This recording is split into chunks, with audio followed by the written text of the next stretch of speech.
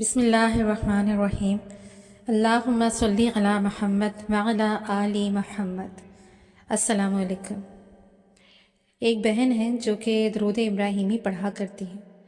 اور بہت روٹین کے ساتھ پڑھا کرتی ہیں۔ وہ اپنا مشاہدہ ہمارے ساتھ شیئر کرتی ہیں کہ میں نے درود ابراہیمی میں روزانہ روٹین کے ساتھ 2012 پڑھنا شروع کر دیا اور میں نے یہ محسوس کیا کہ کچھ مسائل ہیں جو میری زندگی میں آتے ہیں اور پھر جلدی ان مسائل سے میں نکل بھی جاتی ہوں۔ میرے ذہن کے اندر بار بار جو وسوسہ ڈالا جا رہا تھا کہ مسائل جو ہیں وہ نعوذ باللہ درود شریف کی وجہ سے آ رہے ہیں، جو میں نے ایک مخصوص تعداد رکھی ہوئی ہے، اور اس چیز کو میں بار بار سوچتی تھی اور بار بار میرے دماغ کے اندر اس کو ڈالا جاتا تھا کہ درود ابراہیمی کی جو میں نے مخصوص تعداد رکھی ہوئی ہے، اس وجہ سے مسائل جلدی جلدی آتے ہیں اور جلدی جلدی چلے بھی جاتے ہیں۔ تو اس معاملے میں میں نے علماء کرام سے رابطہ کیا کہ اس کی کیا وجہ ہے، کیا میں صحیح سوچ رہی ہوں یا ایسی کوئی وجوہات ہیں یا نہیں ہیں۔ کہتی ہیں کہ میں نے علماء کرام سے بھی رابطہ کیا، روحانیت سے وابستہ لوگوں سے رابطہ کیا، تو مجھ پر یہ چیز کھلی کہ میرے ذہن کے اندر یہ جو وسوسے اور سوچیں ڈالی جا رہی ہیں یہ شیطان کی طرف سے ہیں، تاکہ مجھے اس راستے سے دور کیا جا سکے، اس راستے سے ہٹایا جا سکے، اور تاکہ میں درود شریف کے سفر میں جو ہوں اس کے اندر شکوک و شبہات ڈال کر میرے سفر کے اندر خلل ڈالا جا سکے اور میں منزل پر نہ پہنچ سکوں۔ وہ بہن بتاتی ہیں کہ جب مجھ پر یہ چیز کھلی تو میں مطمئن ہو گئی اور الحمدللہ مجھے وسوسوں سے نجات ملی، اور جبکہ رہنمائی سے قبل میں یہ سمجھ چکی تھی کہ یہ شیطان کی طرف سے ڈالی گئی ساری باتیں ہیں، لیکن مناسب جواب نہ ہونے کی وجہ سے میں خود کو مطمئن نہیں کر پا رہی تھی۔ اللہ والوں سے رابطے کے بعد اور تسلی بخش جواب ملنے کے بعد مجھے ان وساوس سے نجات ملی۔ کہتی ہیں کہ اب میں نے دوبارہ اطمینان قلب کے ساتھ درود ابراہیمی کا ورد کرنا شروع کر دیا، لیکن میرا یہ اطمینان زیادہ عرصے قائم نہ رہ سکا۔ اب درود ابراہیمی کے ورد میں میری تعداد کم یا زیادہ ہو جاتی تھی۔ بعض اوقات ایسا ہوتا تھا کہ مصروفیت کی وجہ سے 1000 یا پھر 1100 بھی ہو جاتی تھی، اور مسائل جو ہیں وہ روٹین کے ساتھ کبھی کبھی زندگی کے اندر آ جاتے تھے، تو میں سمجھ پا رہی تھی کہ درود شریف کی تعداد کا بھی مسئلہ نہیں ہے کہ میں 2000 پڑھوں گی تو مسائل حل آئیں گے، یا مسائل جو ہیں وہ زندگی کا حصہ ہیں، وہ آتے جاتے رہتے ہیں۔ لیکن یہ ہے کہ درود ابراہیمی پڑھنے والے کو اتنا ڈپریشن نہیں ہوتا، اتنا ذہنی دباؤ نہیں ہوتا، اتنا وہ حساس نہیں ہوتا کہ اس مسئلے کو، اس پریشانی کو لے کر بیٹھ جائے اور اس کا بوجھ اس کو بھاری محسوس ہو رہا ہو، بلکہ درود ابراہیمی پڑھنے والا مطمئن زندگی گزارتا ہے، اور درود پڑھنے والا ایک بہادر اور ایک دلیر شخص کی طرح ان معاملات سے نمٹتا بھی ہے اور ان معاملات کو حل کرتا بھی ہے، اور اپنی زندگی کو خوشگوار بنانے کے لیے ساتھ ساتھ کوشش بھی کرتا ہے۔ پاؤں توڑ کے بیٹھ نہیں جاتا کہ میں کیا کروں، مجھ سے یہ نہیں ہوگا، بلکہ مایوسی کی جو دورے پڑتے ہیں نا، مایوسی کی جو سوچیں آتی ہیں، ڈپریشن ہوتا ہے، اس سے درود ابراہیمی پڑھنے والے کو نجات مل جاتی ہے۔ کہتی ہیں کہ جب میری ان وساوس سے جان چھوٹی تو پھر ایک نیا مسئلہ یہ سامنے آیا کہ میرا کمپیوٹر چلتے چلتے رک جاتا تھا، میرے کام چلتے چلتے رک جاتے تھے۔ گھر کے اندر جو مختلف مشینیں ہیں، مثلاً واشنگ مشین ہے یا جوسر مشین ہے یا ایسی کوئی بھی ضرورت کی چیزیں ہیں یا موبائل ہے، تو وہ کام کرنا چھوڑ دیتے تھے، اور بعض اوقات میرے وجود کے اندر بالکل زور نہیں رہتا تھا۔ کہتی ہیں کہ میرے وجود کے اندر انرجی نہیں رہتی تھی اور میں بستر پر پڑی رہتی تھی، اور میرے اندر کوئی ہمت نہیں ہوتی تھی کہ میں کوئی کام کروں۔ تو اس وقت پھر یہ وسوسہ آتا تھا کہ درود ابراہیمی پڑھنے کی وجہ سے آپ کے اندر سے انرجی ختم ہو رہی ہے، درود ابراہیمی پڑھنے کی وجہ سے یہ مشینیں خراب ہو رہی ہیں، اور درود ابراہیمی پڑھنے کے اثرات آپ پر الٹے پڑ رہے ہیں، اور درود ابراہیمی پڑھنے کی وجہ سے ہی یہ کام آپ کے اٹک رہے ہیں، اسی وجہ سے آپ کے کام صحیح سے نہیں ہو رہے، حالانکہ آپ روزانہ درود ابراہیمی کو وقت بھی دے رہی ہیں۔ تو یہ سارے وسوسے، یہ ساری سوچیں میرے ذہن کے اندر بار بار دہرائی جاتی تھی، حالانکہ میں ان کو نہیں سوچنا چاہتی تھی، لیکن وہ سوچیں بار بار میرے ذہن کے اندر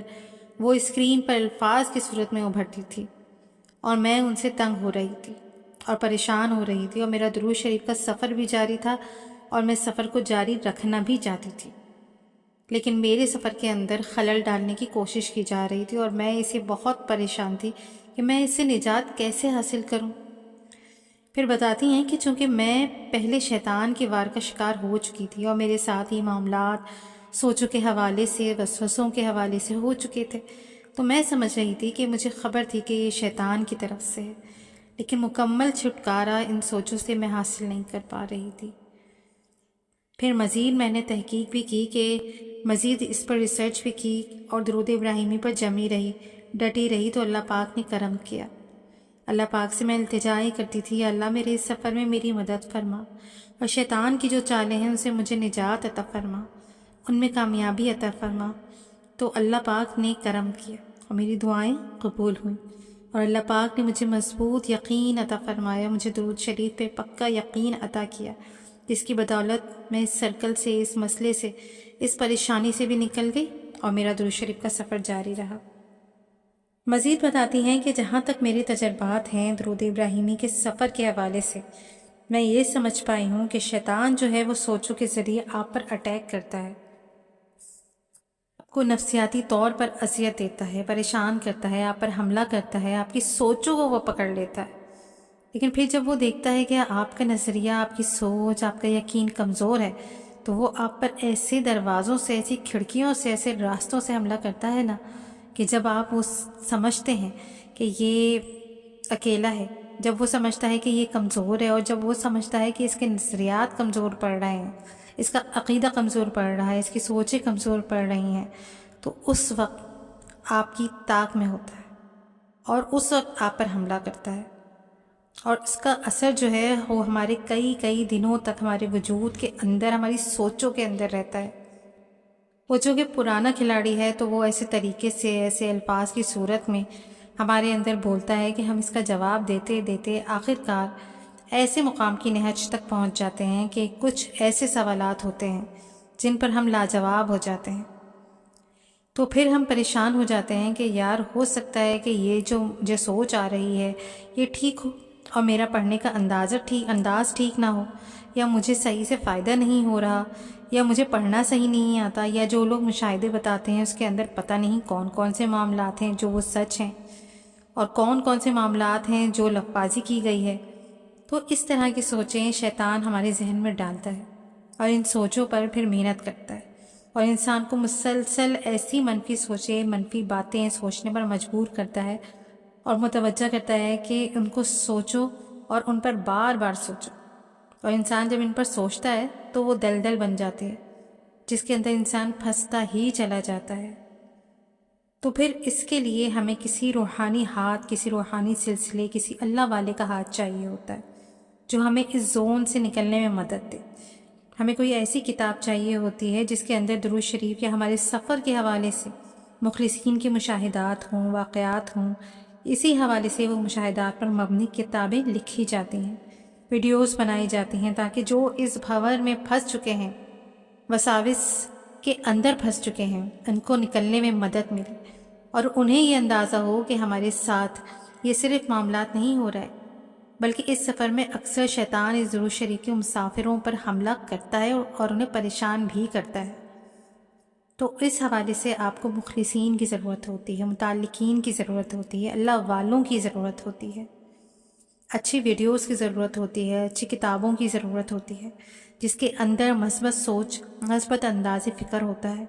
کامیابی کے واقعات ہوتے ہیں، اور ان وساوس سے، ان شیطانی سوچوں سے نکلنے کے طریقے ہوتے ہیں جو آپ کے یقین کو مضبوط بناتے ہیں۔ بہن بتاتی ہیں کہ جب میں ویڈیو دیکھتی درود ابراہیمی کے حوالے سے اور درود ابراہیمی کے سفر کے حوالے سے جو مخلصین مشاہدات بتاتے تھے ان کو سنتی تو میرے یقین کے اندر اضافہ ہوتا، اور میں وہ شیطان کو مات دینے میں کامیاب ہو جاتی۔ تو شیطان کو مات دینے کے لیے آپ کو ان لوگوں کے تجربات جاننے بہت ضروری ہیں جو شیطان سے یہ سارے معاملات کر چکے ہیں، جنگ لڑ چکے ہیں، اس کے سوالوں کے جواب دے چکے ہیں، یا اس کو پچھاڑ چکے ہیں۔ تو اس کے لیے آپ کو ان مخلصین کے ساتھ جڑا ہونا ضروری ہے۔ تو خاتون مزید اپنے تجربات شیئر کرتے ہوئے بتاتے ہیں کہ اس سے مجھے کافی حوصلہ ہوا کہ مخلصین کی مشاہدات سننے کی وجہ سے میرا سفر آسان ہوا، اور مجھے ان اندھیری گھاٹیوں سے نکلنے میں وہ مشکل پیش نہیں آئی جو ان مخلصین کو پیش آئی ہوتی تھیں۔ ان کے تجربات میرے کام ہیں اور میں ان کا گھاٹیوں سے، ان وساوس سے، ان سوچوں سے، ان منفی پروپیگنڈے، ان بچھائے گئے شیطانی جالوں سے جلدی نکل گئی اور میرا سفر بہترین رہا، اور الحمدللہ درود ابراہیمی کے سفر میں کافی کامیابیاں ملی، عزت میں اضافہ ہوا، زندگی میں سکون آیا اور اللہ پاک کا کرم ہوا۔ تو یہ ساری چیزیں جو لوگ کوشش کرتے ہیں درود شریف کے مشاہدات بتاتے ہیں، یا تو کتابی صورت میں بتاتے ہیں یا پھر ویڈیوز کے صورت میں بتاتے ہیں، تو ان کو سننا چاہیے اور دل سے سننا چاہیے، کیونکہ یہ جو مشاہدات ہوتے ہیں نا، یہ ہمارے بہت کام آتے ہیں۔ اور ہم درود شریف کے سفر میں ہیں یا استغفار کے سفر میں ہیں یا تلاوت قرآن پاک کرتے ہیں، نمازیں اور نفل نمازیں پابندی کے ساتھ پڑھتے ہیں، تو ایسے لوگوں کے راستوں میں اکثر رکاوٹیں شیطان ڈالتا ہے، وسوسے ڈالتا ہے۔ تو ان سب چیزوں سے نکلنے کا آسان طریقہ یہ ہے کہ ہم ایسی کتابیں پڑھیں اور ایسی ویڈیوز دیکھیں اور دوسروں سے بھی شیئر کریں، تاکہ جس دلدل میں ہم جانے سے بچ گئے ہیں، پھنسنے سے بچ گئے ہیں، اللہ پاک اس دلدل میں کسی کو بھی پھنسنے نہ دے۔ اور ہماری ایک چھوٹی سی کوشش سے وہ ہر ایسی مشکل سے نکل سکتا ہے اور درود شریف کا سفر جاری رکھ سکتا ہے۔ تو اس امید کے ساتھ کہ آپ بھی اس ویڈیو کو شیئر کریں گے، لوگوں تک پہنچائیں گے اور اس نیکی میں اپنا حصہ ڈالنے کی کوشش کریں گے۔ تو جزاک اللہ خیر، اللہ حافظ۔